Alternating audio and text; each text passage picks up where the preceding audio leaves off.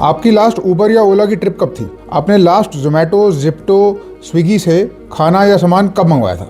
अगर रिसेंटली मंगवाया था तो क्या आप उनको टिप करते हो? The Uber Ola driver, do you tip and should you tip is the question. हम वेज वर्कर्स के बारे में सुनते हैं, कुछ पार्लियामेंटेरियन उनके बारे में बहुत शोर भी मचाते हैं और apparently it's a big deal, और हम कंपनीज को प्रेशराइज करना चाहते हैं, हम लेजिस्लेशन लाना चाहते हैं। ये सब इधर उधर की बातें हैं। आपको पता है अमेरिका में टिपिंग बिलियंस ऑफ डॉलर, मतलब हजारों करोड़ों का बिजनेस है, और वो इतना बड़ा लेयर है कि इंडिया की पूरी हॉस्पिटैलिटी सेक्टर से ज्यादा उनका टिपिंग का सिस्टम है, क्योंकि वहां पर टिप करना ही होता है। अगर आप टिप नहीं करोगे तो ना कि वो बुरा मानेंगे, दे विल जज you to the extent of making you feel bad. तो टिप तो करना ही है, that is the rule in America. क्या हमको वो रूल यहाँ फॉलो करना चाहिए? शुड यू टिप देम और not is the question. India में एक उबर ओला ड्राइवर अगर खुद की गाड़ी चलाता है तो वो 35 से 50 हजार रुपए टोटल रेवेन्यू करता है, जिसमें से 20-25% वो उबर या ओला को कमीशन देता है। उसके बाद अपने फ्यूल का इंतजाम करता है, EMI देता है। टेक होम उसकी 15-20 हजार के आसपास है। तो अगर आप उसको टिप करोगे ऑब्वियसली उसके लिए अच्छा ही रहेगा। Zomato, Swiggy, Zepto delivery partners के भी इसी टाइप के नंबर्स हैं। अगर वो फुल टाइम करते हैं तो 20-30-40 रुपए उनको पर डिलीवरी मिलता है, और अगर आप उनको 20-30-40 रुपए ऊपर से दे दोगे, कैश में दे दोगे या जैसे भी दे दोगे, तो उनके लिए अच्छा हो जाएगा। But there is a trick and a big caveat. America की टिपिंग कल्चर में अमेरिका की सरकार ने ओनर को, जो रेस्टोरेंट का ओनर है या जो प्लेटफॉर्म का ओनर है, उसको सब्सिडाइज कर रखा है। अगर टिप मिल रही है उसको